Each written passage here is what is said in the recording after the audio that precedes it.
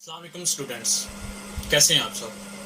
अभी तक इस चैप्टर में हमने मेजरिंग इंस्ट्रूमेंट्स को स्टडी किया। फर्स्ट वन था द मीटर रूल, सेकंड था मेजरिंग टेप, थर्ड वन था वर्नियर कैलिपर और आज हमने स्क्रू गेज को स्टडी करना है जी।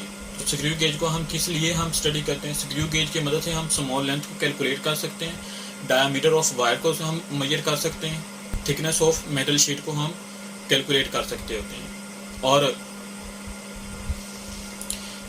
स्क्रू गेज की मदद से हम मज़ीद accurate and precise result calculate कर सकते होते हैं। जैसे कि हमारे पास जो डेफिनेशन है, it is an instrument that is use to measure small lengths, diameter of wires and thickness of metal sheet with accuracy greater than vernier calliper. Vernier calliper से भी अगर आपने ज़्यादा अच्छा रिजल्ट कैलकुलेट करना है, प्रीसाइज रिजल्ट कैलकुलेट करना है, तो फिर हम स्क्रू गेज को यूज़ करेंगे। स्क्रू गेज के बाद हमारे पास है इसकी कंस्ट्रक्शन में हमारे पास यू शेप मेटल फ्रेम होती है, मेटल स्टड होता है, एक स्पिंडल होता है, स्पिंडल के साथ एक मेन स्केल होता है। मेन स्केल के ऊपर जो लाइन होती है वो मिलीमीटर्स में होती है और उस लाइन को इंडेक्स लाइन कहते हैं। और ये मेन स्केल होलो होता है, इसको हम स्लीव भी बोलते होते हैं।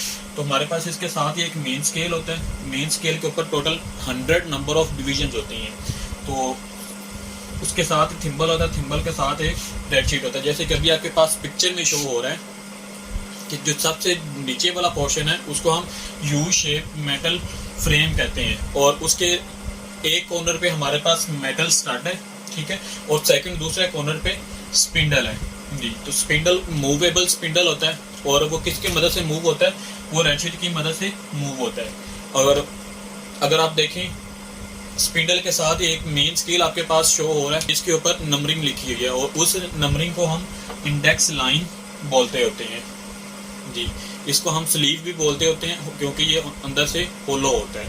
और इसके साथ आपके पास जो सर्कुलर स्केल शो हो रहा है, ठीक है, उसके ऊपर टोटल 100 नंबर ऑफ डिवीजन होती हैं। उसके साथ आपके पास एक थिम्बल और रेड शीट शो हो रहा है जी। तो इसके बाद हमारे पास pitch of the screw. Pitch of the screw क्या होता है? Pitch of the screw basically the distance between consecutive threads on spindle is called pitch of the screw.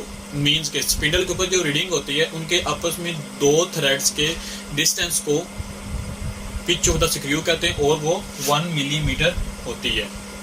इसके बाद है हमारे पास लीस्ट काउंट। लीस्ट काउंट क्या होता है? Least count the smallest reading that can be measured by using screw gauge is known as is called least count of screw gauge। इसके बाद हमारे पास मैथमेटिकल, अगर तो हम इसको मैथमेटिकल देखें तो हमारे पास फार्मूला होता है least count is equal to pitch of the screw over number of divisions on circular scale. अब तो अभी हमने देखा कि पिच ऑफ द स्क्रू कितनी है, 1 मिलीमीटर है और नंबर ऑफ डिविजन्स कितनी होती हैं, 100 होती हैं। अगर इसको डिवाइड किया जाए तो 0.01 मिलीमीटर आंसर आएगा और अगर हम इसको सेंटीमीटर में कन्वर्ट करें तो 0.01 सेंटीमीटर इसका आंसर आ जाएगा। इसके बाद हम स्टडी करते हैं working of screw gauge.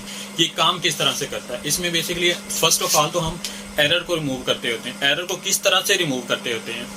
Error को रिमूव करने के लिए जो स्पिंडल और स्टड का आपस में डिस्टेंस है, ठीक है, उसको खत्म करते हैं, उस गैप को खत्म करते हैं और किसकी मदद से करते हैं? रेड शीट की मदद से उस गैप को खत्म करेंगे और फिर हम देखेंगे कि आया कि उसमें कोई एरर है या नहीं है।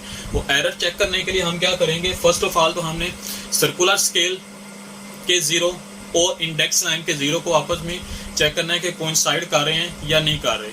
अगर तो कोइंसाइड कर रहे हैं इसका मतलब है कि उसमें कोई एरर नहीं। जैसे कि अभी आप पिक्चर में भी देख सकते हैं, आपके पास जीरो, सर्कुलर का जीरो और मेन स्केल का जीरो दोनों आपस में कोइंसाइड कर रहे हैं।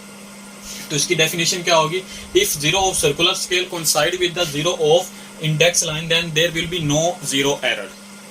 इसके बाद हमारे पास इसकी दो टाइप्स होती हैं। अगर कोई एरर होगा वो या तो पॉजिटिव एरर होगा या नेगेटिव एरर होगा और वो हम किस तरह से चेक करेंगे? वो इस तरह से चेक करेंगे, अगर तो सर्कुलर स्केल का zero behind zero of the index line, means के इंडेक्स लाइन के जीरो से पीछे है, तो उसको हम पॉजिटिव जीरो एरर कहते हैं। और पॉजिटिव जीरो एरर को खत्म किस तरह से करते हैं? हमारे पास जो फाइनल रिजल्ट आएगा उसमें से हमने माइनस कर दिया करना है, जीरो एरर को माइनस कर दिया करना है।